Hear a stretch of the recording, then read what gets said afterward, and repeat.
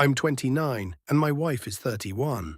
We've been together for 8 years, married for 1, and for most of that time I thought the biggest challenge in our relationship would be logistics. Different jobs, family obligations, normal adult things. I didn't think the real problem would be that we were building two completely different versions of the future, and only one of us knew it. My wife's name is Ilara. She has always loved movement. New places, new languages, airports, train stations, last-minute itineraries. If she sees a map, she wants to turn it into a plan. I'm almost the opposite. I'm not against travel. I actually like it. But for me, travel is something you do before coming home. Home matters. My parents are getting older. My younger brother still drops by my apartment unannounced when he needs advice. My friends are the kind I've had since university. Roots mean something to me. 3 years ago, Ilara got an offer from a design firm in Lisbon. It was a good opportunity. 2-year visa. Possible extension. We talked about it for months before agreeing. And when I say talked, I mean I asked the same question in 10 different ways, because I know how easily big decisions become vague. What is the plan? Her answer every single time was some version of, we do 2 years, maybe 3 or 4 if it still makes sense. Then we come back. That was the deal I agreed to. Not forever. Not we'll see. Not wherever life takes us. A defined chapter. That was how I made peace with leaving my family, my job network, and the city where I actually felt like myself.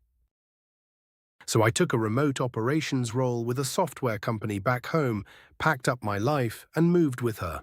And to be fair, I tried. I really did. I learned enough Portuguese to order food and handle awkward conversations with landlords. I found a gym. I forced myself to attend 2 expat meetups, even though I hate that kind of social small talk. I called my mother every Sunday and told her I was doing better than I really was. Because I loved my wife, and I believed I was helping her live out a dream that had an end date. The first year was hard. The second year got easier. I still missed home, but I had adjusted enough that I could imagine finishing the plan. Then, 6 months before our visa renewal deadline, Ilara started changing the language. At first it was subtle. She'd say things like, it would be silly to leave just when things are opening up. Or, people raise families here all the time. Or, I don't think home has to mean one place. Every time she said it, something in me tightened. So one night, while we were cleaning up after dinner, I asked directly, are you still planning for us to move back after the extension? She looked genuinely annoyed that I had asked so plainly. And she said, I don't know why you keep acting like we signed a blood contract. I remember just staring at her, because that was the first moment I understood she had rewritten our history in her own head. I told her that wasn't fair, that we had talked about this over and over before moving, that I would never have agreed to leave indefinitely. She rolled her eyes and said, I said I wanted flexibility. No, she didn't. She wanted flexibility now. Back then, she wanted my cooperation. There is a difference. The argument lasted hours. By the end of it, she was crying and saying I was making her choose between me and the life she wanted. Which sounds terrible until you realize she was really asking me to quietly surrender the life I wanted while calling it compromise. For a few days, things were tense but quiet. Then her family got involved. That was when the situation stopped feeling like a marriage problem and started feeling like an ambush. Her mother called first. Now, for context, her mother has always liked me in the same way some people like a restaurant near their house. Warmly, as long as it keeps serving its purpose. She asked how I was doing, then within 2 minutes said, Ilara tells me you're having trouble adjusting. Not you both disagree. Not you both want different things. Just that I was struggling. I said I wasn't struggling with Lisbon. I was struggling with being told one plan for years and then another, once I had no easy way to leave. There was silence for about 3 seconds. Then she said, people grow. Marriage means adapting. That line made my jaw clench, because somehow adapting only seemed to flow in one direction. Her sister Nessa was next. Nessa is 34, divorced, very online, and has the kind of confidence that comes from never doubting her own interpretation of events.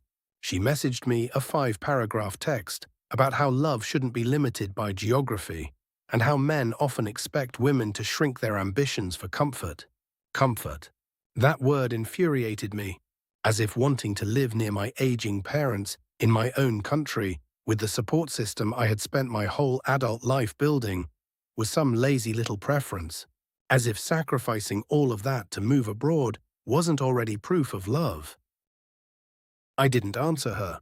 That was apparently the wrong move, because the next evening Elara told me I was being cold to her family when they were just trying to help. Help who? Not me. Not us. They were helping her case. Then came the part that really changed how I saw my wife. I found out she had been talking about our relationship to her friend Maris for months. Not casually, strategically, like she was workshopping how to manage me. I only learned this because Maris got drunk at a dinner and said with a laugh, "Well, I always knew once you got there you'd eventually stop trying to drag her home." I asked what she meant. The whole table went quiet. Elara looked horrified. Maris looked confused, like she thought I'd already been given the script. That was how I found out my wife had apparently been telling people some version of, "Once he settles in, he'll come around." Do you know what that does to a person? To realize you weren't part of a shared decision. You were an obstacle being slowly managed until you became more convenient. I felt something go cold in me after that. Not explosive anger. Something worse. Clarity. I asked Elara about it when we got home. At first she denied it. Then she minimized it. Then she admitted she might have said something like that once or twice because she believed I'd learned to love living there. I said, "So the plan was never really our plan. It was your plan, and you thought I'd be easier to convert after the move." She started crying again. She said I was twisting her intentions. She said she just didn't want to lose me. And I said the thing that had been building for weeks. You were willing to let me lose my entire life as long as you got to keep yours. That was the first night I slept on the couch. You'd think that would have been enough drama for 1 month, but somehow it got worse.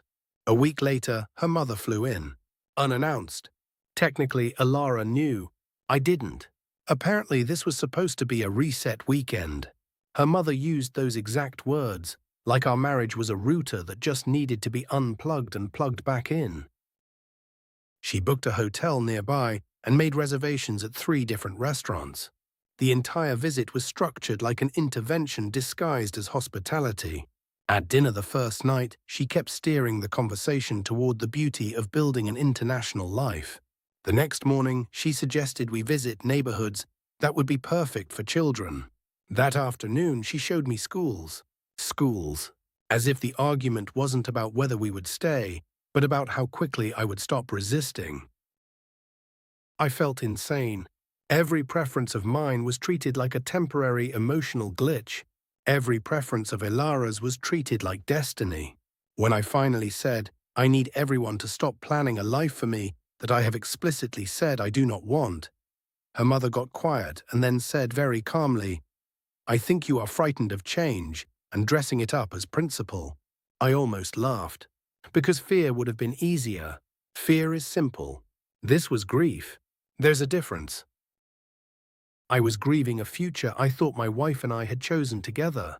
And somehow, in that moment, I realized I was also grieving the version of her I thought would protect me when other people pushed.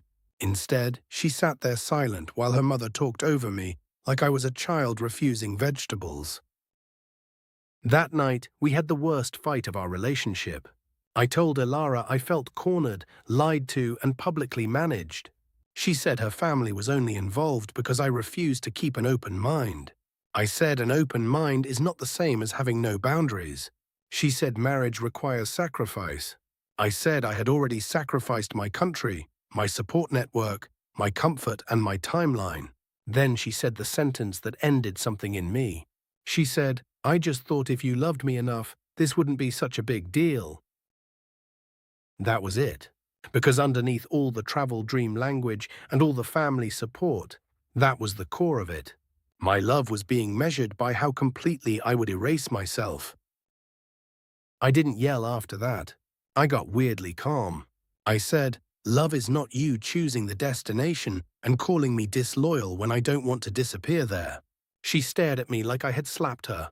Then I told her I was going home at the end of the visa period, with or without her. The next few days were ugly in that quiet adult way that somehow hurts more than screaming. She alternated between pleading and anger. Her mother said I was making a permanent decision based on temporary emotions. Nessa sent me another long message about how I was punishing Ilara for being ambitious. Maris texted to say she hoped I wouldn't throw away 8 years over geography. That message actually made me laugh, because this was never about geography. It was about honesty, respect, and whether my life counted the same as hers. For the first time since moving, I called my father and told him the truth. Not the edited version. Not the "we're figuring things out" version. The truth. He listened quietly and then said, "You sound lonelier in that marriage than you ever sounded living by yourself." I sat there in silence after that, because I knew he was right. Update. I rented a short-term place across the city for the remainder of the visa. It isn't dramatic. A small furnished apartment with terrible art on the walls and a coffee maker that screams like it's dying. But it's peaceful. Ilara and I are talking only when necessary. She says I blindsided her. I think that's almost funny, considering I spent months saying the same clear sentence. I am not agreeing to stay forever. Her family still sees me as the villain. That's fine. People are very generous with other people's lives when they don't have to live inside them. What hurts more is that part of me still loves her. Part of me still remembers who she was when this all felt shared. But love gets harder to trust when you realize someone has been quietly hoping your boundaries would dissolve if they just waited long enough. I don't know whether we'll divorce. Maybe we will. Maybe we'll become one of those couples people talk about in sad, simplified sentences. They wanted different things. Which is true, but not the whole truth. The whole truth is that different dreams don't destroy a relationship as fast as different rules for whose dream matters more. I could have survived the distance. I could have survived homesickness. I could even have survived a marriage where we wanted different futures. What I couldn't survive was being treated like the only acceptable ending was surrender. I was willing to compromise on location. They wanted me to compromise on personhood. So that's where I am now, living alone, counting down the months, trying to figure out whether the worst part of this was losing my wife, or realizing I may never have been as fully included in the plan as I believed. And if anyone reading this has gone through something similar, where a partner's family turned a private disagreement into a campaign, I'd genuinely like to know how you held on to your own reality, while everyone around you kept insisting your boundary was the problem.